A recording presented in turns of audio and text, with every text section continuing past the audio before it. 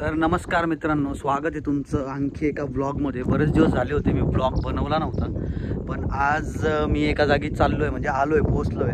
तर त्यावर मला ब्लॉग बनवावासा वाटला, म्हणून मी आज ब्लॉग बनवतो आहे त्यावर.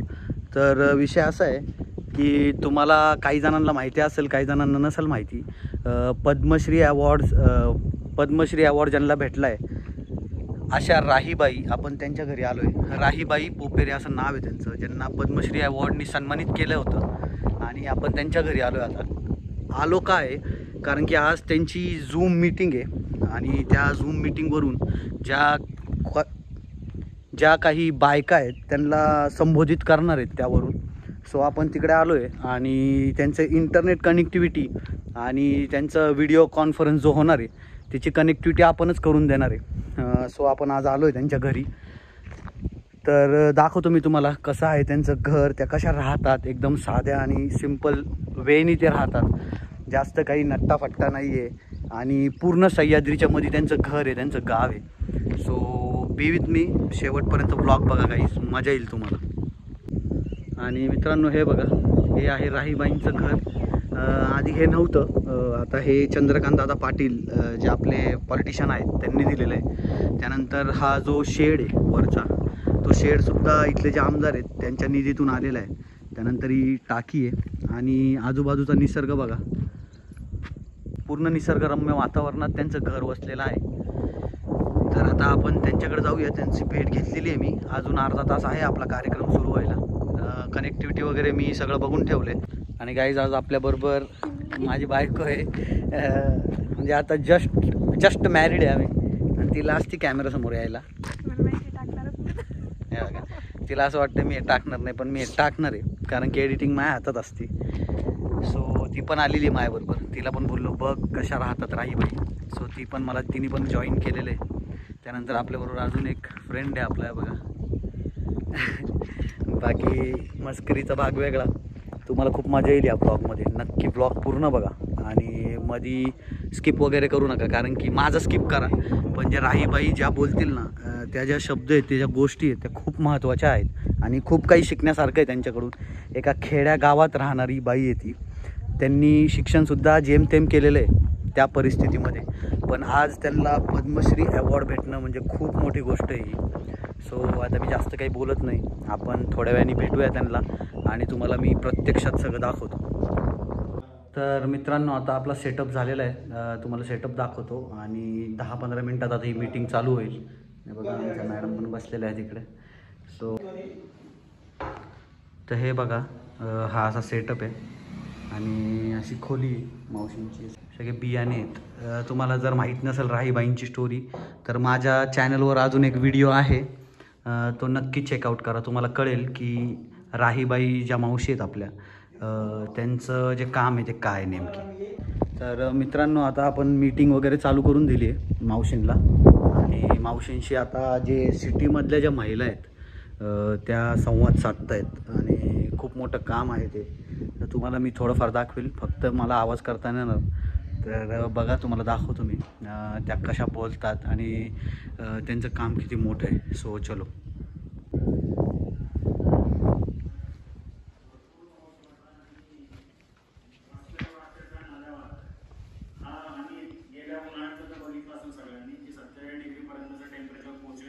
म्हणजे हे पर्यावरणाला धक्का लागल्याचं लक्षण आहे.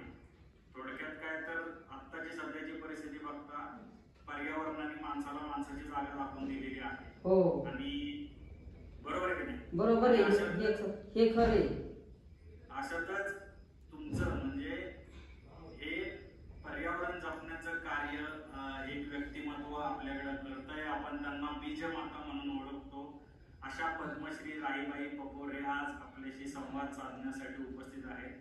मी त्यांचं कनिष्का व्यासपीठ आणि सकाळ माध्यम समूहाच्या वतीने मनापासून स्वागत करतो. त्याबरोबरच आज सकाळ माध्यम समूहाच्या कम्युनिटी डेव्हलपमेंटचे महाव्यवस्थापक प्रदीप वेदपाठक सरही उपस्थित आहेत. त्यांचंही मी मनापासून स्वागत करतो. काही महिला अजून जॉईन होत आहेत, कारण पावसामुळे त्यांना जॉईन होण्यासाठी अडचणी येतात, पण आपण तरी सुद्धा सुरू करूया. शेतकऱ्यांच्या नैसर्गिक शेतीसाठी शेतकऱ्यांना त्या प्रशिक्षित करतात. त्यांचं कार्य केवळ शेतीपुरतंच मर्यादित नाहीये, तर महिलांना स्वयंपूर्ण महिलांना बीज जतन, जैविक शेती याचं प्रशिक्षण देऊन त्यांनी ग्रामीण अर्थव्यवस्थेला बळकटी आणण्याचा त्यांचा प्रयत्न आहे. माझा नमस्कार. आणि जेवढे ऐकायला जॉईन झाले त्यांना आज मी एक शुभेच्छा देते. आणि हे जे मी आज 2 शब्द बोलत आहे हे नुसतं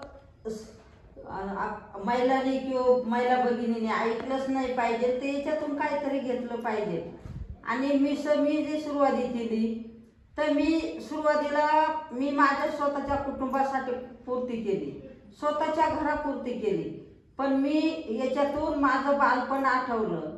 कारण माझी पहिली शेती आमच्याकडे सगळी सेंद्रिय शेती होती. पण काही दिवसांनी रासायनिक खतं आले, केमिकल फवारे आले, औषधं आले किंवा हायब्रिड बियाणं आलं. तेव्हापासून माझ्या घरामध्ये आजार सुरू झाले. मग ते आजार सुरू होऊन मी माझं बालपण आठवलं का माझा बालपणाचा प्रवास म्हणलं तर खूप खडतर झालाय. का बालपण म्हणले वडिलांच्या घरी आम्ही 7 बहिणी होतो आणि एक बहीण 9 महिन्याची असताना आई वारली. मग आई गेल्यावर तर सगळं जातंय ना. पण वडिलांची एवढी गरिबी असताना वडिलांनी शाळा नाही शिकवता आली, पण वडिलांनी ज्ञान बाकी भरपूर शिकवलं. आणि शेती काम शिकवायचं, कारण गरिबीला मोल नसते. आम्ही काही गाई म्हशी वळायचो, काही शेतीमध्ये काम करायचो. वडिलांनी शेती काम वडिलांच्या घरी शिकलो होतो आणि वडिलांनी एक संस्कार घरामध्ये दिले का तेवढ्या 7 मुली होत्या ते कधीतरी एक दिवस घरामध्ये 4 महिन्यांनी बसवायचे, त्यांना ज्ञान शिकवायचे. कधी गरिबी आली तर अजून नाही, श्रीमंती आली तर माझू नाही, टाकीचे गाव सोसल्याशिवाय देवपणा येत नाही, चांगल्या कामामध्ये मरून निघायचं पण सरून निघायचं नाही. आणि माझ्या वडिलांचा एक शब्द होता का मुली 7 होत्या. आता जर म्हणलं तर आपल्याला एक मुली सुद्धा आपल्या सांभाळता येत नाही. पण माझ्या वडिलांनी 7 मुलींना सांगितले का जिथं दिलंय तिथंच राहायचं, पण माझ्या नावाला बटाने लावायचा. आणि हे वडिलांचे संस्कार. आता मी तर गरिबी असल्यामुळे शिक्षण कोणाचं झालं नाही, पण मी हा एक शब्द चांगला होता तो माझ्या डोक्यात साठवून ठेवला. आणि माझं 12 वर्षीच लग्न झालं गरिबी असल्यामुळं.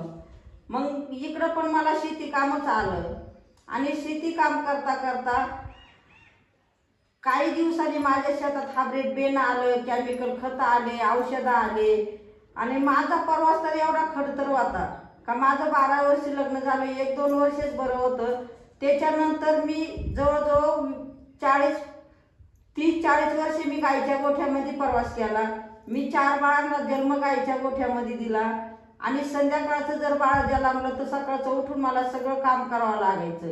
आणि मी केलंय पण 1-1 किलोमीटरवरून दुसऱ्या दिवशी 3-3 हांड्याने मी पाणी वाहिलंय. आणि 7 दिवसाचे बाळ पाठीची बांधून शेतामध्ये मी 4ही बाळाच्या टायमाला काम केलेलं आहे. पण त्यावेळेला एवढं काम होतं, कधी डिलिव्हरी झालं तर कधी घरात 5 मिनिटं सुद्धा बसायचं नाही, तरी कधी आजार नाही, कधी दवाखाना नाही, कधी थकवा आला नाही, काहीच झालं नाही.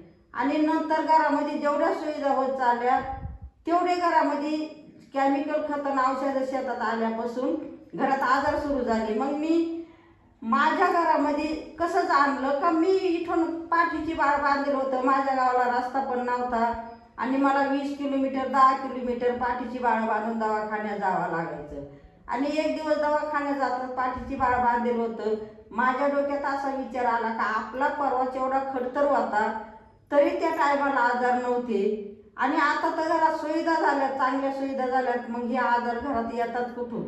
मी विचार करीत गेले, विचार करत आले. दुसऱ्या दिवशी माझ्या शेतीमध्ये मी फिरले आणि एक आंब्याच्या झाडाखाली बांधव बसले. तिथं मी विचार करू लागले का आपल्या शेतीमध्ये पहिलं कोणतं बी पेरीत होतो, आता कोणतं बी पेरितोय. पहिले शेतीला रासायनिक खत औषधं काहीच नव्हते. आता किती प्रकारचे रासायनिक खतं देतोय, फवारे मारतोय, किती प्रकारचा हायब्रिड बियाणं आणतोय. हा मी माझ्या त्या बांधव बसून विचार केला. मग मी ठरवलं का माझ्या घरातलं हे बंद करायचं. संध्याकाळी माझं कुटुंब बसवलं आणि मी माझ्या घरातलं बंद करायला लागले. मी मुलांना सांगू लागले हायब्रिड बियाणं आणायचं नाही, केमिकल खत औषधं शेतीत वापरायचे नाही, जे गावठी आहे तेच वापरायचं, शेणखत शेतीला वापरायचं. पण मला घरातून सुद्धा खूप मोठा विरोध झाला. मला घरातले पण वाईट बोलू लागले. त्याचा मला खूप राग आला आणि मग मी बोलले त्यांना आजपासून मी घरात काय बघणार नाही, सगळं काय तुम्ही बघायचं. मी 8 दिवस गप्प बसले. 8 दिवसाच्या आत माझा एक नातू आजारी झाला. त्याच्याकडे मी दुर्लक्ष केलं. त्याच्या आईवडिलांनी 2 दिवस ठाणगाव म्हणून गाव आहे तिथं नेला. 5 दिवस संगमनेर अकोल्यात ॲडमिट केला. तिथून संगमनेरला 4 दिवस होता. मला खूप राग आलेला होता. मी बघायला पण गेले नाही. पण मी 4थ्या दिवशी संगमनेरला नेल्यावर गेले आणि त्या बाळाकडे पाहिल्याच्या नंतर मला असं वाटलं का हा माझा राग मलाच कामी आला. मला खूप वाईट लागलं त्याचं. आणि तिथूनही ते बाळ 4थ्या दिवशी नाशिकला पाठवलं. नाशिकला पाठवले असा परवास आला का आमच्याजवळ 1 रुपया सुद्धा नाही राहिला दवाखान्याला. आणि मग काय करायचं, तिथं नाशिकमध्ये 2 दिवस ठेवलं. 3ऱ्या दिवशी पैसा पण नव्हता, गळ्यामध्ये एकच मंगळसूत्र होतं. ते मी नाशिकमध्ये मोडलं आणि तिथून ते बाळ परत मुंबईला नेलं. मुंबईला नेल्याच्या नंतर केमच्या दवाखान्यामध्ये मग तिथं मला नातेवाईकांनी मदत केली. काही भरपूर लोकांनी पण मदत केली. पण 1.5 महिना दवाखान्यात होता तर 1.5 लाख रुपये लागले त्या टायमाला. हा परिणाम स्वतःच्या घरात घडला. आणि तिथून पुढं मग घरी आल्यावर मला पिकाची शेती गहाण ठेवावं लागली. आवताचे बैल विकल्या गेले, दुधाच्या म्हशी विकल्या गेल्या. पण लोकांचे पैसे मी सगळे दमादमानं फेडले. तिथून पुढं माझं कुटुंब मी सांगेल तसं ऐकायला लागलं.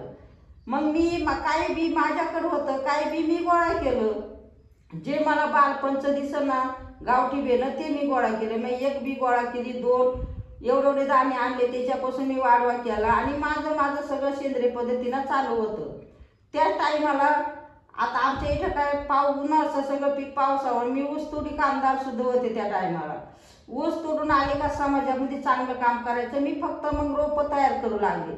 रोपं तयार करून बचत गटाला 1-1, 2-2 रोपं देऊ लागले.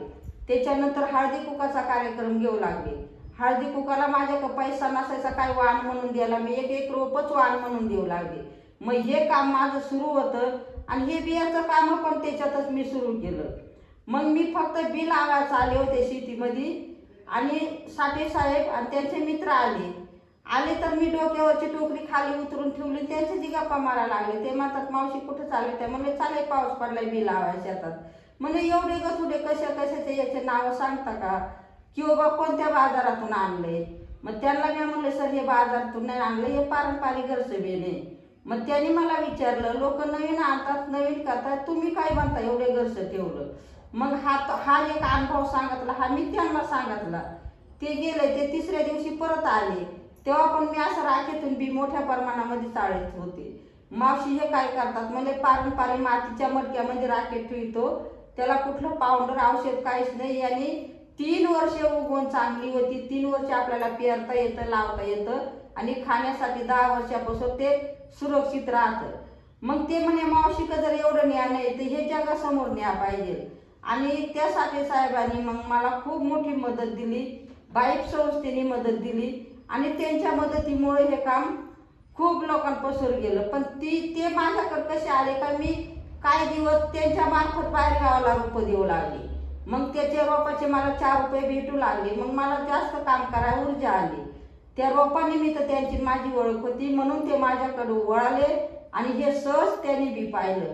आणि मग त्यांनी मला मदत देऊन हे जगासमोर काम केले. पण हे काम करताना पहिला इरद तर मला घरातून झाला होता. मी माझ्या घरातले आजार हळूहळू मला गावठी खायला लागले, कमी दिसू लागले. मी नातेवाईकांना सांगायचे, बचत गटाला सांगायचे, पण तेव्हा लोक मला वेडीच म्हणायचं, चांगलं कोणी नाही म्हणलं. नंतर हे काम करताना मला अशा अडचणी आल्या का मला दुकानवाल्याने विरोध केला, कृषी सेवकांनी विरोध केला, कंपनीवाल्यांनी विरोध केला. पण मी एक खंबीरपणे उभी राहिले या कामामध्ये. आणि त्यांना मी ज्यांनी विरोध केला त्यांना मी बोलायचे का तुम्ही आज जरी किती मला विरोध करा पण तुम्हाला कधी ना कधी याच्यातच वळावं लागेल. आणि आता कृषी केंद्रावर मला बोलितात, आता बेसागरीची मुलं बोलितात किंवा इडे शिकाय येतात. आणि हे काम मग त्या साठे साहेबांमुळं बाईक संस्थेमुळं आज सगळ्या जगात गेले. तर मी प्रत्येक ठिकाणी आता मी तर कधी शाळेची पायरीच नाही येईल पण आज मोठमोठ्या कॉलेजवर जाते आणि हा लेक्चर देते त्यांना. गावठी खाणं काय, हायब्रिड खाणं काय, आपण निसर्ग वाचवला पाहिजे, निसर्गाला धरून चाललं पाहिजे, निसर्गाला धरून आपले पिकं घेतले पाहिजे. आणि हे जुनं ते सोनं आहे, जुनं बेणं. हे जुनं कोणतंही बेणं असो, कोणतंही वाण असो, हे तुम्ही आम्ही सगळ्यांनी जपलं पाहिजे कारण याची खूप गरज आहे पुढं. बरं हे काम मी करताना माझ्या आधी माझ्या शेतामध्ये सगळं करून दाखवलं, खरं काय आणि खोटं काय. लोक म्हणतात हा गावठी वाहनाला पीक नाही, गावठी वाहनाला पीक भरपूर आहे, पण आपण काय केलंय का आपली माती खराब केली. माती खराब झाल्यामुळं गावठी वाहन तिच्यात येते नाही आणि हायब्रिड वाहन येतात, पण त्याला तुम्ही रासायनिक खत औषधं नाही दिले तर ते अजिबात येऊ शकत नाही. मग याच्यासाठी आपण माती सुद्धा जपली पाहिजे. तर मी माझ्या एका बीपासून 5 किलो कारलीचं बी काढलं, तयार केलं फक्त घरची भाजी खाऊन. मग का आपण म्हणतो गावठीला पीक नाही. 4 जाती हायब्रिड भात लावले, 4 जाती गावठी भात लावले, रासायनिक खत अजिबात दिलं नाही. पण जे हायब्रिड वाण होते त्याला लोंबी सुद्धा आली नाही, जे गावठी होते त्याला 4 इंच दाणे आले. हे मी शेतकरी गटांना किंवा बचत गटांना मी माझ्या स्वतःच्या शेतात दाखवलं. एका काडीला किती फुटो होते, एका बीपासून किती बी तयार होते, एका दाण्यापासून किती दाणे तयार होते, हे मी माझ्या स्वतःच्या शेतात दाखवलं. तर हे आपल्याला भाजीपाला आपल्या दारात बनवता येतो, कुंडीत बनवता येतो. कुंडी मोठी कुंडी असते तर 1 वांग्याचं झाड, 2 मिरचीची झाडं, 4 पालकची झाडं कुंडीत बनवता येतात. आणि कुंडीमध्ये आपल्याला विषमुक्त भाजीपाला खायला भेटतो. पण आज आपण म्हणलं तर आपल्याकडे पैसा जास्त झालाय आणि आपल्याला सगळं आयतं भेटतं, त्यामुळं आपण कुठलंच हे करीत नाही. हे घराघरामध्ये हा विषमुक्त भाजीपाला केला पाहिजे. आता काही लोक म्हणते आमचे बंगले तिला जागा नाही लावाय. मी म्हणते दोन्हीकडून 2 फरच्या उपटून द्या, बाजूला फेकून तिला 4 बी लावा, त्याला दोरी बांधून द्या. आपल्या दारामध्ये हिरवा येलही दिसल आणि आपल्याला विषमुक्त भाजी खायला भेटेल. मग प्रत्येकाने घराघरामध्ये हे काम सुरू केलं पाहिजे आणि प्रत्येक शेतकऱ्यांनी माती वाचवली पाहिजे. तर किती साली तुम्ही सुरुवात केली आणि तुम्ही उल्लेख केलाय हळदी कुंकवाच्या समारंभाचा. सर हे बघा हळदी कुंकवामध्ये लोक प्लॅस्टिकचे डबे वाटतात, काय काय वाटतं, पण तुम्ही परंपरा पण जपल्या आणि पर्यावरण पण जपलं. तर हे साधारण किती सालचं तुम्ही सांगताय? सर हे काम मी 30 वर्षापूर्वी केलं होतं. 30 वर्षाला जास्त होतील पण कमी नाही. पण जगासमोर जायला याला खूप वेळ लागला आणि खूप टाइम लागला. आणि हळदी कुकाला मी 5 वर्षे रोप दिले आणि आता प्रत्येक वर्षी बियाचे पाकिट देते. 4-5 जातीचं 10 जातीचं बी भरायचं आणि ते पाकिट महिलाला हळदी कुकाला द्यायचं. का त्या पाकिटाचं एक असं वैशिष्ट्य करून दिलं का ते बी कुठंतरी लावावं, त्याचा जसा येल वाढेल तसा हळदी कुकाचा सुद्धा कार्यक्रम वाढेल आणि ती भाजी कोणत्या तरी महिलाच्या कोणत्या तरी घराघरामध्ये खायला भेटेल असा संकल्प करून मी 5 वर्षापासून 5 वर्षच फक्त रोप वाटले ना. आता हळदी कुकाचे पाकिट वाटते. तर मी 1-2 वर्ष माझ्या गावात कार्यक्रम घेतला आणि आता मी बाहेर गावाला घेते. एक टाइम हिवरे बाजारच्या महिला बोलावल्या होत्या, पोपट पवार पण आले होते. आता या वर्षी टिटोळेच्या महिलाने हळदी कुकाचा कार्यक्रम घेतला. किंवा मी बाहेर गावाला जाऊन मी 2 कार्यक्रम कोल्हापूरमध्ये घेतले, 1 कार्यक्रम साताऱ्यामध्ये घेतला. असे हळदी कुकाचे कार्यक्रम मी आता बी वाटते हळदी कुकाला. आणि हे बाकी प्रत्येकानं केलं पाहिजे, कारण निसर्ग खूप कुठंतरी निसर्ग चाललाय. मी आता प्रत्येक ठिकाणी गेलो, लोक वाढदिवस जर असला तर त्याला पार्ट्या देतात, केक कापतात किंवा हॉटेलमध्ये जातात. मग त्याच्या ऐपती प्रमाणे मी म्हणते त्या पार्ट्यांना जाताना तुम्ही 4 रोप विकत घ्या आणि 4 झाडं वाटा तुमच्या मित्रमंडळीला आणि ते झाडं लावा. वाढदिवसाचा तो कार्यक्रम प्रत्येकाने हा चालू केला पाहिजे. हा मी गावागावात सांगते. दुसरा कार्यक्रम एखादं म्हणतं आम्हाला शेती नाही, तर ज्याला शेत नसेल त्यांना ज्याला शेत असेल त्यांनी बांधाला लावा, ज्याला शेती नसेल ते रस्त्याच्या कडाला लावा. का येणारे माणूस जसं त्या झाडाचं आयुष्य वाढेल तसं वाढदिवसाचं सुद्धा आयुष्य वाढेल आणि जस त्या झाडाच्या सावलीला कोणीतरी येऊन बसेल तो आशीर्वाद आपल्याला भेटेल.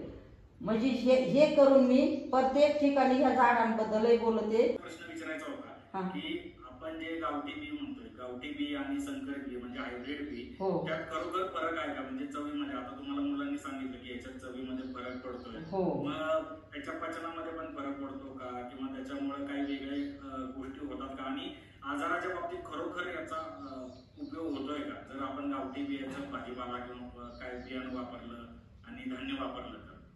सर याचा उपयोग म्हणजे झालाच पाहिजे आणि उपयोग होतोय. माझ्या घरामध्ये ज्या टायमाला आजार सुरू झाले त्या टायमाला खूप मला जावं लागत होतं आणि आता खूप कधीतरी म्हणजे माझे पण आपण जरी म्हणतो पण माझे नातवंड मला मुलं नाही शिकवता आले पण माझे नातू शिकविते मी, ते सुद्धा बाहेर जाऊन खातात. पण आता त्यांच्या आहारामध्ये ते येतं, पण त्यांच्या तब्येती अशा काडीवाणी झाल्या आणि घरी नुसती चटणी भाकर खाली तरी ते त्यांच्या आरोग्याला चांगले असते. मग का तर ही विषमुक्त आहे. आणि बाजारामध्ये हॉस्टेलमध्ये काही जरी आलं तरी ते अजिबात त्यांचं पोटही भरत नाही, चव लागत नाही. मग ते सगळं भाजीपाला केमिकल येते. आणि आताच्या बिया आपण तुम्ही जतन करताय त्याचा त्या कशा प्रकारे जतन केलं? मगाशी तुम्ही उल्लेख केला मातीचं भांड असतं त्याच्यात तुम्ही बिया ठेवता मग त्या बरेच वर्ष टिकू शकतात. ती प्रक्रिया नेमकी काय जरा ती सांगितली तर बरं. नाही, ती प्रक्रिया म्हणजे आता आपल्याला जर बी धरायचं मग तो कारले असेल, दोडका असेल किंवा वाल असेल, घेवडा असेल, कुठलाही प्रकार असो तो झाडालाच वाळायला पाहिजे किंवा वेलालाच वाळायला पाहिजे. ते आणले मग आपण वायले त्याचे ताडपत्री घेऊन किंवा आमच्याकडे खडकाचे खळे होते त्याच्यावर ते टिकुऱ्यांनी कुटून मोगरीना त्याचे दाणे तयार करून त्या दाण्याची निवड करायची. जो चांगला दाणा असला तो बियासाठी ठेवायचा, जो खराब दाणा असला किटका दाणा असला तो खाण्यासाठी ठेवायचा आणि ते वाळून घ्यायचं. आता आमचा स्वयंपाक अजून चुलीवरच आहे, मग ती चुली तिला राख अशी चाळून घ्यायची, ती एक दिवस गार होऊन द्यायची आणि मग ती राख आणि ते दाणे मिक्स करायचे, ते मातीच्या मडक्यात किंवा कणगीमध्ये भरायचं. ते भरल्याच्या नंतर परत शाना मातीनं त्याच्या कडांना परत पॅक करून घ्यायचं. मग आपल्याला जेव्हा बी काढायचं असलं तेव्हाच ते काढायचं आणि परत शाना मातीने पॅक करून घ्यायचं. कारण पॅक केलं तर ते खाण्यासाठी 10 ते 15 वर्ष राहतं आणि पेरणीसाठी 3-4 वर्ष चालतं. पण मी 3च वर्ष सांगतो. 1 वर्ष जर पिकलं तर आपल्याला 3 वर्ष ते बी पेरता येतं. तसं हायब्रिड बेणं दरवर्षी घ्यायचं आणि दरवर्षी पेरायचं. ते काय 1 वर्ष शेतात पिकलं परत पेरायला ते उगवणारच नाही, उगवतच नाही. हे मी स्वतः अनुभव घेतलेला आहे. आता बघा तुम्ही सुरुवातीला एक घरामध्ये डिसिजन घेतला म्हणून आज तुम्ही सेंद्रिय शेतीसाठी तुम्ही प्रयत्न करताय किंवा बियाणं तुम्ही जपल्या, पारंपरिक बिया तुम्ही जपू शकला. पण महिला घरातलं सगळं ठरवतात. तुमच्या उदाहरणावरून आहे की तुम्ही एक स्टँड घेतला त्यावेळेस की मी हे करणारच. पण आता घरात महिला सगळं ठरवतात. मग अशा वेळी आता बहुतांश महिला शहरातल्या तुम्ही मगाशी उल्लेख केला की परस बागा लावल्या पाहिजे, गॅलरीमध्ये कुंड्यांमध्ये झाडं लावली, पण हे शक्य होऊ शकतं का? पुण्या मुंबई ठिकाणी गच्चीवर माती टाकून भाजीपाला केलाय माझ्या कुंडीने येऊन आणि ते लोक मला फोटो पाठवतात. मला अभिमान वाटतो त्यांचा. अहो हे जर आपण महिलांनी केलं घरामध्ये सगळं म्हणजे महिलाच करत असते. आता काही महिला आहेत नोकरीला आहेत, पण ती नोकरी करून आपण जर ह्या कामामध्ये घुसलो तर आपलं स्वतःचं आरोग्य सुद्धा चांगलं राहील आणि आपण जर हे काम परत बाग हे करायला शिकलो तर आपलं त्या कामामध्ये आपल्या यम पण होतोय. कारण आता माणसं खूप काहीतरी कुठंतरी आजाराला बळी पडल्या. तसे पूर्वी कुठलेच आजार नव्हते आणि हे आपण जर शेतीमध्ये काम केलं आणि एक तर कोरोनाने शिकवलं सगळ्यांना का सगळे सर्व्हिसवाले सगळे घरात बसवले, पण माझ्या शेतकरी बंधूला कोणी घरात बसवलं नाही आणि दूधवाल्याला बसवलं नाही, नाही का. आणि जो शेतकरी उन्हातान्हात काम करत होता त्याला कोरोना झाली नाही आणि त्याच्यापासून आली नाही आणि उन्हात काम करताना ती कोरोना त्याची सगळी घामातून गेली. मग आपण का नको शेतामध्ये कष्ट करायला? मी तर म्हणजे किती मी एवढी मोठी आहे, मी इथं आता आमच्याकडं सगळं पावसाच्या पाणी होईल अजून का आता शेतात कामं सुरू झाली. इथं कोणी आल्याला मी दाखविते आणि परत शेतामध्ये जाते. बरेच लोक माझ्याकडे येतात, मावशी तुमचं एवढं मोठं नाव असून तुम्ही शेतामध्ये काम करतात. पण मी सांगते बाबा मग मला ह्या मातीनंच मोठं केलंय ना. आणि एक लोकांचा गैरसमज झालाय का मी शेतामध्ये काम करून इडे बँका दाखवायला आले तर लोक मला म्हणतात मावशी तुम्हीच का दाखवता आम्हाला, त्या मॅडमला घ्या ना बोलून. मग मी म्हणते बाबा ती मॅडम मला कुठंतरी शोधावं लागेल. मग खरंच तुम्ही येत का? तुमचं एवढं मोठे असून तुम्ही शेतात काम करताय. मी सांगते मला ह्या मातीनं मोठं केलंय. मी आज नावाने मोठी आहे, पैशाने नाही मोठी. आणि उद्या पैशाने मोठी झाले तरी ह्या काळ्या आईला ह्या मातीला मी कधीच विसरणार नाही आणि समाजाची सेवा मी करीतच राहणार. आणि जोपर्यंत काम होतंय तोपर्यंत मी शेतीला कधीच नाही विसरणार. वेगळा प्रश्न आहे, तुम्हाला बीज माता म्हटलं जातं, तर हे बीज माता नेमकं आलं कुठून? म्हणजे तुम्हाला नाव कोणी दिलं? बीज माता सर मी पुण्यामध्ये अशी पुरस्कारानिमित्तच गेले आणि तिथे रघुनाथ माशेलकर आले होते. तर माझं भाषण झाल्याच्या नंतर ते आले आणि ते स्टेजवर गेले होते. मी तोपर्यंत बाजूला जाऊन बसले होते. मला तिथं ते काय म्हणतात, मला बघितल्यावर का माझ्या संग फोटो काढायला किंवा बोलायला लोकांचे नंबर लागतात तरी लोकांना भेटत नाही, पण मला राय मावशी संग फोटो काढायचे म्हणून त्यांनी मला तेजो बोलून घेतलं आणि त्यांनी माझी पाठण थापाटली का खरोखर तुम्ही बीज माता म्हणजे बीजांची माता आहे. आणि बीज माता सीड मदर मला डॉक्टर रघुनाथ माशेलकरांनीच नाव दिलं. त्या दिवसापासून लोक मला बीज माताच म्हणून म्हणतात. ऐकून छान वाटलं. माशेलकर सरांनी तुम्हाला बीजमाता नाव दिलं आणि हा खूप वेगळी कथा आहे बीजमाता नाव मिळण्यामागचं. आणि खरोखरच तुम्ही बीजमाता. आणखी एक जाणून घ्यायला आवडेल की जेव्हा तुम्ही राष्ट्रपतीच्या हस्ते पद्मश्री पुरस्कार घ्यायला गेला होता तेव्हा तुम्ही चप्पल बाहेर काढून गेला होता, असं मी कुठेतरी वाचलं होतं. तर ते काय होतं? ते सर आता आपली म्हणजे भारतीय संस्कृती आहे आणि सगळे लोक सूटबूट घालून गेले आणि माझं नाव पुकारल्यावर मी चप्पल बाजूलाच काढून ठेवली. ते मी बिगर चपलाची गेले. त्या टायमाला राष्ट्रपती मला बोलले का तुम्ही चप्पल नाही वापरते का? म्हणले वापरतो. मग आता सगळ्यांच्या पायात चप्पल तुम्ही बिन चपलाच्या म्हणले आमची भारतीय संस्कृती आहे. घरात गेलं तर चप्पल बाहेर, मंदिरात गेलं तर चप्पल बाहेर, मग इथं माझी चप्पल बाहेर आहे. मग राष्ट्रपती सुद्धा मला बोलले का बा तुमचं खूप मोठं काम आहे, तुम्ही ही भारतीय संस्कृती जपली म्हणून इथपर्यंत आल्यात. तुमच्या कसं लक्षात आलं, तुम्हाला कसं हे सुचलं, जगामध्ये कोणीच नाही काम करणार हे काम तुम्ही केलं म्हणून. कारण आरोग्याचं काम हे कोणालाच नाही सुरू करायला सुचलं, हे तुम्ही केलं. तुम्ही लोकांना सांगता का मी शिकलेली नाही, मी अडाणी आहे. तुम्ही अडाणी नाही म्हणून तुमचं शिक्षण आमच्यापेक्षा महान आहे म्हणे का तुम्ही जगाला एक वेगळी दिशा दाखवली तर तुमच्या कामाला माझा मनापासून खूप खूप सलाम. म्हणजे असे मला राष्ट्रपती बोलले. आणि त्याच टायमाला मी आधी नारी शक्ती घ्यायला गेले होते तेव्हा मोदी साहेबांसंग मी बोलले होते माझं कामाबद्दल मी थोडं सांगितलं होतं त्यांना, पण त्या टायमाला ते माझ्याशी जास्त बोलले नाही. पण पद्मश्री घ्यायला गेले अशी मी दुसऱ्याच संघ बोलत होते. ते तिकून आले मला म्हणतात काय बीज माता सीड मदर कसं काय काम चालू आहे तुमचं? म्हणले बरं चालू आहे, या म्हणले तुमची एखाद दिवस भेट द्यायला. म्हणजे यावंच लागलं आम्हाला. ते सुद्धा या कामाचं त्यांनी खूप कौतुक केलं का हे तुमच्या कसं लक्षात आलं, तुम्ही कसं हे काम शोधलं. लोक स्वतःपुरतं करतात, पैशासाठी करतात, पण तुम्ही सगळ्या जगाचं आरोग्याचं काम केलं म्हणून. एक तुमचं हे काम खूप महान आहे म्हणून. आणि तुम्ही आजपासून लोकांना सांगू नका का मी शिकलेली नाही म्हणून मी आलेली आहे. तुमचं हे आडाणपण नाही म्हणून, हे सगळ्यांच्या महान काम आहे तुमचं. नाही असं म्हणताय, अक्षरशः तुम्ही तरी सुद्धा सावित्रीचा वसा घेऊन पुढे चाललेला आहात. त्या काळी म्हणजे जेव्हा तुम्ही सुरुवात केली त्यावेळी शेतकऱ्यांना नैसर्गिक शेतीकडे तुम्ही वळवायचा प्रयत्न करत होता किंवा पारंपरिक बिया वापरण्यासाठी त्यांना प्रवृत्त करत होता. त्या काळी काही अडचणी आल्या का? म्हणजे आम्हाला ही फक्त या बाजूची आत्ताची बाजू दिसते की तुम्हाला पद्मश्री मिळाला, तुम्ही सगळं जग तुम्हाला ओळखते, पण आधीचा एक खूप तुमचा संघर्ष असेल तर तो कशा प्रकारचा होता? सर मला मग ह्या कामामध्ये मी हे काम करताना मला खूप लोक हसायचे, पण इकडून हसायला लागलं तर मी इकडे फिरून उभी राहायचे. परत काम करताना मला लोक म्हणायचे काय ते काम करते, तिला वेड लागले, त्या कामाला कोण विचारतं कोण बोलतं आणि त्याच्यात नाही पैसा नाही फायदा. तीच बचत गटांना सांगते किंवा लोकांना सांगते.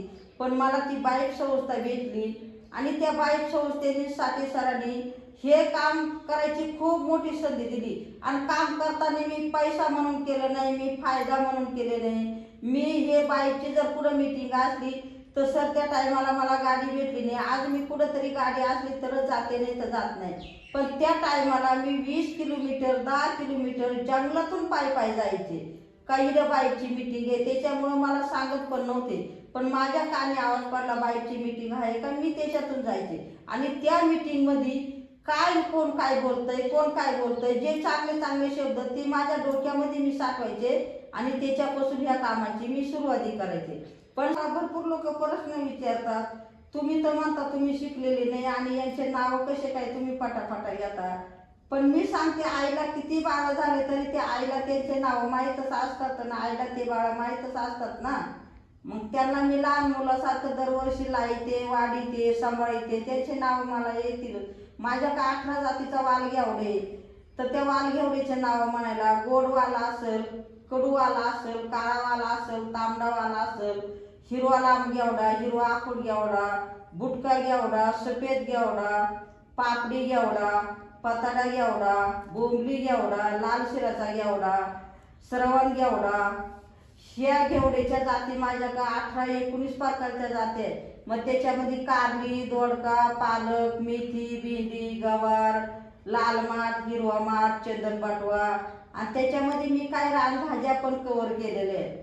का जंगलामध्ये आता एक जंगलातल्या भाज्या म्हणलं तर उन्हाळ्याच्या भाज्या आपण घायपात असतं फारिस्टाच्या कडाली, तीच भाजी आपल्याला माहित नाही.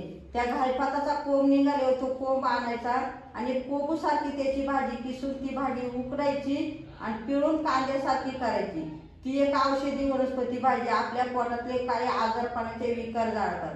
त्या घायपाताला वर बांबू येतो, त्याला शेंगा येतात, त्या शेंगाची पण भाजी होती. भोकरीची भाजी होती, कवळी भोकरीचा पाला फुटला तर तो पाला आणायचा, बेसन पिठामध्ये कालवायचा आणि त्याच्या पण वड्या बनवून भाजी होती. भोकरीला फळं येतात बारीक बारीक, ते फळांची सुद्धा आणायचे आणि भेंडी सारखी चिरायची आणि त्याची सुद्धा भाजी होती. ह्या झाल्या रानभाज्या. आणि ह्या टायमाला भाज्या म्हणले तर दिवेची भाजी, बरदेची भाजी, आंबट यालाची भाजी, कोळूची भाजी, गुळूची भाजी, पाथरीची भाजी, मशियालाची भाजी, एक रानवांग म्हणते त्या रानवांगीची भाजी. म्हणजे जेवढं माझ्या इथं स्थानिक भाज्या एवढ्यांचीच मी नावं सांगते. तर ही जंगलामध्ये चाईची भाजी, चाईचा मोर. तर ह्या भाज्या आम्ही आता 4 महिने आपल्या खाण्यामध्ये ह्या भाज्या येणार आणि ह्या भाज्याने एक आजार सुद्धा एक बरा होऊ शकतो. मग ह्या रानभाज्याचं सुद्धा आपण जतन केलं पाहिजे. मी खूप मोठा प्रॉब्लेम आहे. हो माहितीच ना. आता मी पाऊस पडतो इथं आणि आता भजी खायचा प्लॅन करत होतो, पण ते भजी कुठून आली, ते सेंद्रिय पिकाचे म्हणजे डाळीचे की कुठल्या डाळीचे हे मला माहित नाही, किंवा तेल कुठलं वापरलं हे मला माहित नसतं, किंवा शहरात हा प्रश्न असतो. पण याच्यामध्ये सेंद्रिय बीचं भाजीपाला किंवा सेंद्रिय बियाण्याचं धान्य असं ओळखता येतं का? येतं ना सर. मी सांगते ना, आपण बाजारामध्ये गेलो जे हायब्रिड आहे ना ते काही औषधामध्ये बुडून ताजं करून टोलवर ठेवतात, बाजारात विक्रीला ठेवतात. ज्याला रासायनिक खत जास्त मारलं, ज्याला फवारे जास्त मारले, ती भाजी चांगली दिसती. आणि आज जर आपण म्हणलं तर जी चांगलं दिसतं ना तेच आपण घेतोय. मग मी सांगते ना, ज्याच्यामध्ये चमक आहे ना त्याच्यात धमक अजिबात नाही, आणि जे दिसायला चांगले ते आरोग्याला घातक. तर आपण असं ओळखलं पाहिजे की ही भाजी खराब आपल्याला दिसते, हिच्यामध्ये काही चमकच नाही, ती भाजी आपण घेतली पाहिजे. आता आमच्या तर इकडं भाज्या नाही, पण आम्ही कोथिंबीर सुद्धा पावसाळ्याची कोथिंबीर वाळवून ठेवतो आणि तीच कोथिंबीर उन्हाळ्यामध्ये वापरतो. मेथीची भाजी वाळवून ठेवायची, हरभऱ्याची भाजी वाळवून ठेवायची आणि ती उन्हाळ्यामध्ये खायची. किंवा जास्त कडधान्य पिकवलं पाहिजे आणि कडधान्य सुद्धा जास्त खाल्लं पाहिजे. पण आजकाल आपण काय खातोय, मी बाहेर गेलो, मी सुद्धा मोठमोठ्या हॉटेलमध्ये जाते, पण तिने एक ताटण 10 वाट्या येतात. सर मी गप नाही सांगत, मी त्याच्यातली फक्त लोणचं, हिरवी मिरची आणि कच्चा कांदा आणि ज्वारीची भाकर किंवा हिरव्या मिरचीच्या ज्वारी किंवा बाजरी किंवा चपाती असले, हे माझं हॉटेलचं जेवण आहे. पण आज मी लोक बघते का घरात स्वयंपाक करायचे बंद करतात, पण पहिले हॉटेलमध्ये जातात. पैसे लागेल तेवढे जाऊ द्या, फक्त आपण काम करायचं. आपण सगळं आयतं खायला बसलोय म्हणून आपले शरीर जड होऊन गेलेत आणि आपण आयतं खाऊन हॉटेलचं खाऊन आपले आजारही पण वाढून गेले. आता तो हॉटेलात पण जायची गरज नाही, आता झोमॅटोवरनं ऑनलाईन मागवलं तर घरी बसून निवांत खातात. हो मी माहित नसतं काय खातो ते माहित नसतं. नाही हे काहीच माहित नाही. मी आणि एक तुम्हाला सांगते, ही चायना जी आहे ना, ही नवीन चायना आले कुठून आता आणि कुठून नाही तर मला माहीतच नाही. आणि त्या चायनाला एवढे विषारी औषधं फवारे मारतात का जो शेतकरी चायना कोबू फुलावरती काय आता लय नाव निघाले, तेवढे मला नाही त्या चायनाचे घेता यायचे, मला माहिती नाही. पण ते आम्ही नुसतं शेताच्या काराने गेलं तरी त्याचा वास नाका तोंडामध्ये बसतो. आणि ती भाजी लोक किती भावाने घेऊन खातात आणि किती नाही. मग मी सुद्धा शेतकऱ्याला सांगते का तुम्ही एक टायमाला चटणी भाकर खा, पण चायना म्हणजे खाऊच नाही. चायना आपलं खाद्य नाहीच आहे. आणि जगामध्ये आता एक काय झालंय, का भरड धान्य हे सगळं गेले. भरड धान्य म्हणलं तर आपली नागली, वरई, भात, राळा, कुदरू हे आपले भरड धान्य. आणि हे समाजामध्ये आता पिकवतीच नाही राहिले नाही. पहिला फक्त सणावारला चपाती भेटत होती आणि आता घराघरामध्ये 2-3 टायमाला सगळी चपातीच येईल नाही का. मग त्या चपाती सारखेच माणसं आहे. चपाती कशी एकदम मुलगुलीत असती तसे माणसं पण चपाती सारखेच होऊन गेले. दिसायला भरपूर तगडे पण त्याला ताकदीमध्ये खूप कमी. का त्याला एक पाण्याची बादली घेऊन चालत येत नाही. पहिले लोक आमचे लोक 10-10, 20-20 किलोमीटर 50 किलोचा बोजा आणायचे, 60 किलोचा बोजा आणायचे. आता शहरामध्ये तर बाजारात जर गेले तर 5 किलो जर भाजीपाला असला तर आपण लगेच रिक्षा पकडतो किंवा प्रत्येकाच्या बुंड्याखाली गाडी आहे. म्हणून आता हे परिणाम आपल्याला दिसून राहिले निसर्गाचे. बरोबर आहे. मी बरोबर शहरी माणसाचं पोस्टमार्टम केलेलं आहे. एकदम भारी. असंच आहे परिस्थिती सगळीकडे. गोड गोड खायचं आणि गोड गोड तसंच राहायचं. हो. आता आपण एवढी चर्चा केली. आता हवामान बदलते, आता ढगफुटी किंवा एवढं तापमान आहे, तर यात पारंपरिक आपल्या बियांचं काय महत्व आहे? म्हणजे त्यात कशा खाल्ल्या पाहिजे? नाही हे महत्व आहे का? सर हे जे गावठी वाण आहेत ना, हे गावठी वाण जास्त पाऊस असला तरी येणार, कमी पाऊस असला तरी येणार.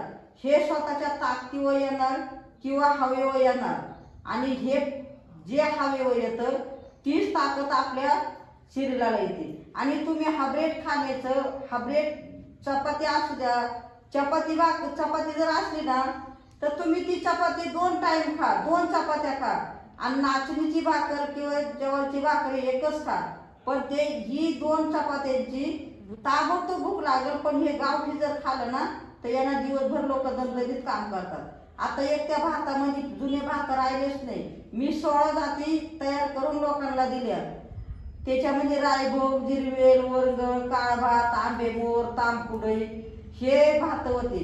आम्ही पहिले लहानपणी आम्ही मुसळाने भात कुटायचो. हाताने जर भात कुटीत असलं समोरून रस्त्याने माणूस चालला तर त्या तांदळाचा सुद्धा वास येत होता. आणि आता सगळे पिशवीचे भात निघाले. एक काळा भात होता तो आहे अजून माझ्याकडं. तो भात इथं जर खाला तर 2 किलोमीटरवर त्या रायभोग भाताचा, काळा भाताचा वास येत होता. मग ते वाण आपण ठेवलेच नाही ना. आता एक ढवळ भात आहे, दिसायला चांगला नाहीये, खायला चांगला नाही, त्याचा लाल तांदूळ आहे. पण त्या भातामध्ये एवढी ताकद आहे का खाली खोबऱ्या ताकद नाही एवढी त्या भातामध्ये ताकद आहे. पण तो भात आता आपण पिकवतेच नाही का तर तो चांगला दिसत नाही म्हणून त्याला कोणी घेत नाही. पण त्याच्यामध्ये ताकद आहे एवढी कशातच नाही. आपल्या हातापाय जर आपण समजा पडलो आणि हातापायाचा सांधा ढळला तर पहिले लोक तो भात शिजवायचे. सकाळचा शिजवला आणि तो सकाळचा शिजून गरम गरम हातावर बांधायचा. संध्याकाळी परत सोडायचा, दुसरा भात हातावर बांधला. 3 दिवसामध्ये हाताचा सांधा जळून जात होता. आमच्याकडे डांगी बैल अजूनही आहे. डांगी बैल अख्ख्या पावसामध्ये काम करायचे. तर पाऊस पडायच्या आधी 1 महिना तो भात बैलांना चारायचे का तर त्याच्यामध्ये ताकद जास्त आहे म्हणून. मग हे वाण आपण ठेवलेच नाही. आता पूर्वी आम्ही स्वतः दुसऱ्या गावाला बाजरी कापायला जायचो तर दिवसभर ते बाजरीचे कंस चोळायचे. बाया असे खायचे, एकदम गोड लागायचे. आणि आता जे बाजरी आहे तर ही चक्कीमध्ये सुद्धा बाजरी दळत नाही. मग तिची भाकर कशी गोड लागल. मी 5 वर्ष लोकांना अकोल्याला माझी मुलगी राहते. इथून 2 टारल्यावरून न्यायचे खताच्या आणि तिला बाजरी पिकवायची. सगळं आजूबाजूला अकोला तालुक्यामध्ये बाजऱ्या, पण पक्षी नेमकी ती बाजरी येऊन खायची. मग मला एक त्याच्यातून असं बोलायचं का पक्षाला गावठी कळतं पण आपण माणूस असून आपल्याला गावठी कळना. आणि आधुनिक शेती यात खरंच काय फरक आहे का? आणि तो कशा पद्धतीने आपल्याला सांगता येईल? नाही, पूर्वी लोक काय म्हणतात का गावठीला पीक नाही, पूर्वी जास्त दाणे पिकत नव्हते. तर पूर्वी खूप लोकांची गरिबी होती, एवढी शेती डेव्हलप नव्हती. आणि आता प्रत्येक शेती डेव्हलप झाली कारण ट्रॅक्टर आले त्यांना. आता मशागत शेतीची जास्त झाली म्हणून जास्त शेती पिकायला आली. शेती जेवढं माल मी म्हणते तुम्ही हायब्रेड वाढला गावठीला नाव ठेवता ते पिकत नाही. पण जेवढे तुम्ही रासायनिक खत शेतीला देतात ना तेवढं शेणखत गावठीला द्या किंवा त्याला गांडूळ खत द्या, त्याला जीव अमृत द्या. मी असं लिहून देईल का हायब्रिडच्या डबलीनं हे गावठी बेलं पिकल, गावठी दाणे पिकतील, पण त्याच्यासाठी आपण गावठी पिकायला माती चांगली ठेवलेली नाही. माझी तर हीच शेतकऱ्यांना कळकळीची विनंती आहे. काही नाही खाल्लं पाहिजे याविषयी तुम्ही खूप चांगलं मार्गदर्शन केलंय. मी तनिष्का सदस्यांना विचारू इच्छितो की तुमचे काही प्रश्न असतील तर चॅट बॉक्स मध्ये टाका, म्हणजे आपल्याला मावशींना विचारता येईल. हो चालेल चालेल. हातसडीचा तांदूळ आपल्या परिसरात मिळतो का आणि तो कसा ओळखायचा असा एक प्रश्न आलाय. सर हातसडीचा तांदूळ ना, आता हातसडीचं कोणी कामच करीत नाही. लोकांनी जाते उकळे ठेवलेच नाही. फक्त जाते उकळे माझ्यावाले आहेत 3 जाते आणि 1 उखळ, नाही तर लोकांनी ठेवलेच नाही. लोक हातसडीचा तांदूळ, ती एक चक्की गिरण आली, तिच्यामध्ये जास्त पॉलिश नाही करती, त्या चक्कीमध्ये काढतात, जास्त पॉलिश करताना तांदूळ विकतात आणि त्याला हातसडी तांदूळ म्हणतात. पण आताच्या मुली हातसडी करतीच नाही. आता गावरानकडे धान्य ओळखता येतात का? गावरान धान्य येतं ना ओळखता, मला तर येतं ओळखता. आता सगळ्यांचं कसं मी सांगू ओळखता येतं का नाही, मला सगळं जेवढं गावरान आहे ना तेवढं पण मला ओळखता येतं. आता बाजरी तर बाजरी सगळी सारखीच आहे. हा, बाजरी सगळी सारखी दिसते. मी एक शब्द बोलते, बाजरी आपल्याला सगळी सारखी दिसते ना. त्या बाजरीचे फक्त 4 दाणे उचलायचे आणि आपल्या तोंडामध्ये टाकायचे. ती बाजरी जर एकदम नरम असली, गोड असली तरच ती गावठी, आणि जी बाजरी दाताखाली फुटत नाही ती बाजरी हायब्रिडच समजायची. म्हणजे जे गोड लागतं, जे चांगलं लागतं ते सेंद्रिय आहे. हा, त्रास होईल आपल्याला. हो, ते हायब्रिड. हा, हे बीज संवर्धनासाठीची जी चळवळ आहे त्यासाठी काही सरकारी योजना आहेत का? म्हणजे याच्यात जर कुणाला उतरायचं असेल तुमच्या सोबत तुम्हाला मदत करण्यासाठी, तर असं काही करता येऊ शकतं का? करता येऊ शकतं सर, पण मला फक्त बाईक संस्थेने मदत केली आणि चंद्रकांत दादांनी मला एक घराची मदत केली. त्याच्यामुळं मला मोठं समाजामध्ये काम करता आलं. नाही तर हे काम मी बंद करून टाकणार होते, कारण माझ्या इथे लाईट पण होती. मी 12 वर्ष एका झोपडीमध्ये काम केलं, म्हणून मग त्याने आता ही बीज बँका बांधून दिली. पण माझी मदत मी स्वतःसाठी काहीच नाही मागत कोणाकडं, पण समाजासाठी बाकी नक्कीच मागत. दिवाळी दसऱ्यामध्ये माझ्याकडे एवढे मुलं येतात, एवढे लक्झऱ्या भरून लोक येतात. मला अभिमानाने ते हे बियाचे भाजीपाला असेल किंवा बिया असेल हे अभिमानाने शेतामध्ये दाखवता येतं. आणि उन्हाळ्याचं दाखवायला तर मला फक्त साठवलेलं बीज बँकेमध्ये दाखवता येतं. आणि मग माझ्या जर शेतीला पाणी असलं तर मी उन्हाळभर हे लोकांना दाखवत राहील, किंवा कॉलेजचे मुलं येतात त्या मुलांना सुद्धा दाखवत राहील, किंवा त्याची प्रेरणा सुद्धा मुलांना देईल. तर माझे ग्रामीण भाग असल्यामुळं, शेतीला पाणी नसल्यामुळं मला फक्त बीज बँका स्थापन करता येते. पण त्याच्यातून मी एक सांगते का माझ्यासाठी प्रत्येक गावात एक बँका तयार झाली पाहिजे, प्रत्येक गावामध्ये एक बीज बँका तयार झाली पाहिजे. मला माहिती तुमच्याकडे खूप लोक येतात भेटायला, मला ट्रेनिंगला जायचं असतं तरी सुद्धा तुम्ही वेळ दिला. पण एक शेवटचा प्रश्न आहे, जरा वेगळा आहे. भाज्या फ्रीज मध्ये ठेवून खाल्ल्या जातात, तर त्या खाल्ल्या पाहिजेत का? त्याच्यावर काही परिणाम होतो का? याविषयी जरा थोडं मार्गदर्शन करावं. सर, मी हे तिरीपूरला घेतलं नाही. माझ्या घरामध्ये फ्रीजच नाही, तेव्हा मला त्या फ्रीजचं सांगताच यायचं नाही. आणि फ्रीजमध्ये जर सहसा मी म्हणते भाज्या ठेवूच नाही.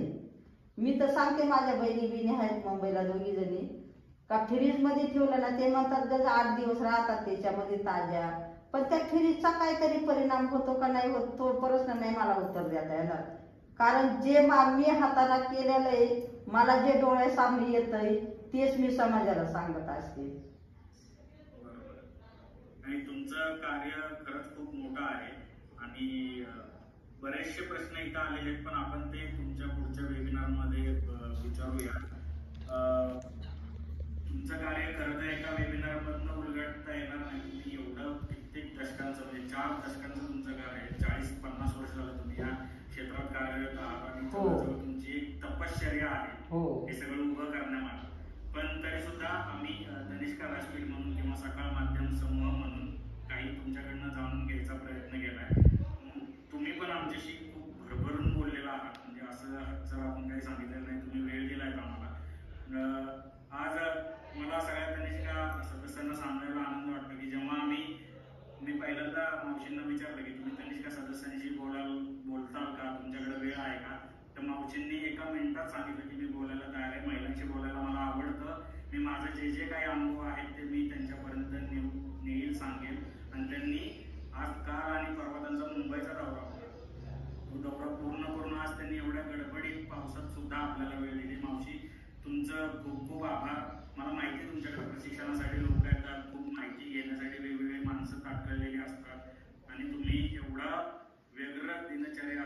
बिझी शेड्यूल असताना तुम्ही आमच्यासाठी वेळ काढला. तुमचं खूप खूप आभार. तुम्ही आम्हाला खूप आज चांगलं मोलाचं मार्गदर्शन केलं. तुमच्या आजच्या बोलण्यातनं खरं आम्हाला प्रेरणा मिळाली, पण त्यासोबत वेगळं काहीतरी करायची किंवा वेगळं काहीतरी शिकायची संधी आम्हाला मिळालेली आहे. तुम्ही जे जे काही सांगितलं, अगदी शहरांमध्ये कुंड्यांमध्ये भाजीपाला लावण्याचा असो किंवा रानभाज्याची जपणूक करण्याचा असो किंवा वाढदिवसाला झाड लावण्याचा असो, हे सगळा वसा तनिष्का सदस्य पुढे घेऊन जातील. मी तुमचं खरोखर तनिष्का व्यासपीठ आणि सकाळ माध्यम समूहाच्या वतीने मनापासून आभार मानतो. तुम्ही वेळ दिला आणि आमच्याशी एवढं बोललात. त्यासोबत राज्यभरातनं जॉईन झालेल्या सगळ्या तनिष्का तालुका प्रमुख, विभाग प्रमुख आणि गटप्रमुख सदस्यांचाही मी आभार मानतो. त्यांनी वेळ दिला. आज इथं विशेष म्हणजे मला कौतुक करायचे की आमचे सकाळचे अकोल्याचे वरिष्ठ बातमीदार शांताराम काळे आणि त्यांचे चिरंजीव स्वप्नील काळे यांनी आउट ऑफ द बॉक्स जाऊन आपल्यासाठी हा वेबिनार ऑर्गनाईज करायला मदत केली. त्यांनी स्वतः वेळ काढला. त्यांचाही दोघांचा मी मनापासून आभार मानतो. आणि कुणाला काही प्रश्न नसतील तर आजचा वेबिनार आपण इथं संपलाय असं समजूया. लवकरच पुढच्या वेबिनारसह आपण पुन्हा भेटणार आहोत. तोपर्यंत आजचा वेबिनार तुम्हाला कसा वाटला, मावशीशी बोलल्यावर तुम्हाला नेमकं काय वाटलं, कसं प्रेरणादायी वाटलं, हे तुमच्या ग्रुपवर आवर्जून आम्हाला कळवा आणि आम्ही सगळे तुमची मतं मावशीपर्यंत घेऊन जाऊ. तोपर्यंत धन्यवाद. मावशी खूप खूप आभार. तुमचं पण खूप खूप आभार. आणि हे काम सर मी माझ्या स्वतःसाठी नाही केलं. मी सुरुवाती फक्त स्वतःसाठी केली, पण आता सगळ्या समाजासाठी केलंय. आज मी नावाने मोठी, उद्या पैशाने मोठी झाले तरी हे समाजाचं काम मी करीतच राहणार आणि माझे मातीचे पाय मातीवरच राहणार आणि ही समाजाची सेवा करीतच राहणार. धन्यवाद.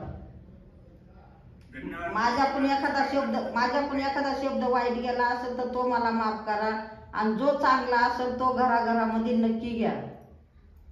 नक्की नक्की. वाईट तर काहीच गेलेलं नाही. सगळं तुम्ही आम्हाला मार्गदर्शन चांगलंच केलेलं आहे. ज्या गोष्टी आम्हाला माहित नव्हत्या त्या आज आम्हाला भरपूर समजल्या.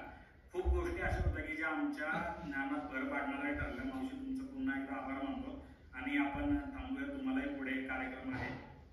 तुमचे खूप खूप आभार. धन्यवाद. आम्ही लवकरच तिकडे तुम्हाला भेटायला त्यामुळे आम्हाला नक्की वेळ. हो चालेल.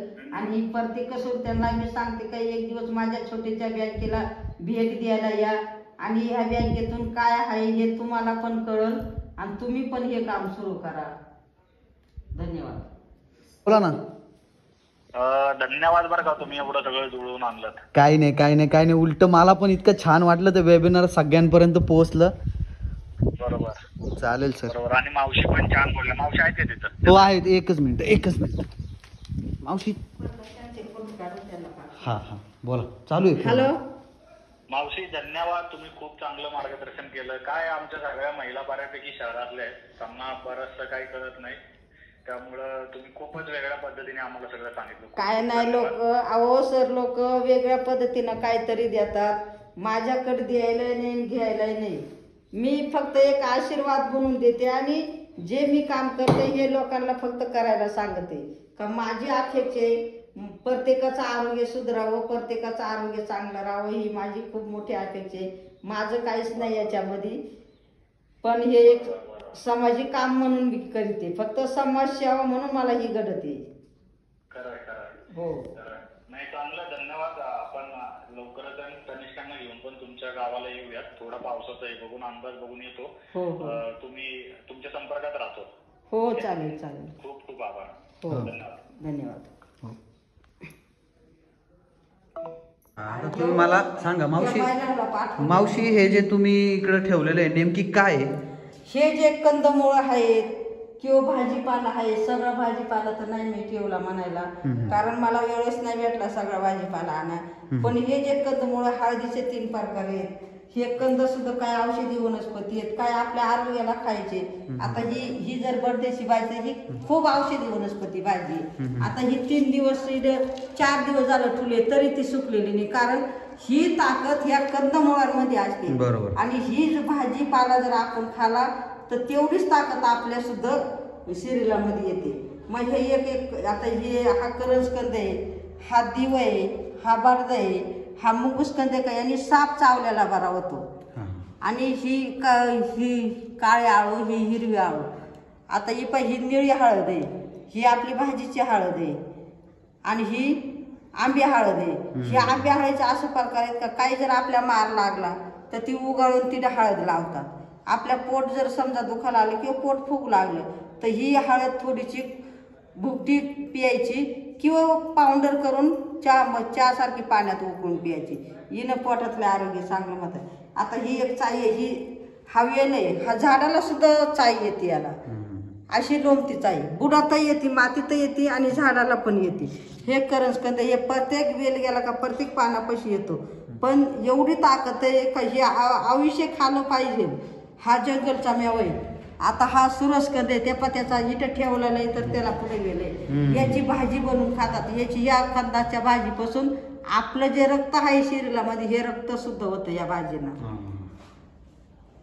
ही सुद्धा चाई आहे. आता हे चाईची भाजी पण तयार होती. हे पण हे मोडवर आलेले, हे पण इथं किती 4 दिवस झाले तर ते पात येलवर आले. मग ह्याला पाणी नाही किंवा माती नाही तरी हिच्या येलवर शेंडे चालेत. मग ही ताकद नाही आपल्यात येणं काय, ही ताकद आपल्यामध्ये येते. ह्या चाईची भाजी खाण्यात येते. आता सध्या ही भाजी खातो. जंगलातून येल निघाले ना तर ही भाजी खातो आम्ही. त्याच्यानंतर असा मोहर झाड गेलं का मोहर येतो बाग, त्या मोहराची सुद्धा भाजी करून खातात. हे करवांद, हे रताळ, हे आंब्याचे प्रकार, हे अंजीर. आता हे सूर्यफुले आणि ह्या काही भाताच्या नाचणीच्या वरईच्या जाती. हे दोडका, हा गोफळा, हा दोडका, हा घोसाळा. तर मित्रांनो असं सगळं आहे मावशींनी. लोक विसरत चालले हे सगळं म्हणून त्यांनी जतन करून ठेवलंय.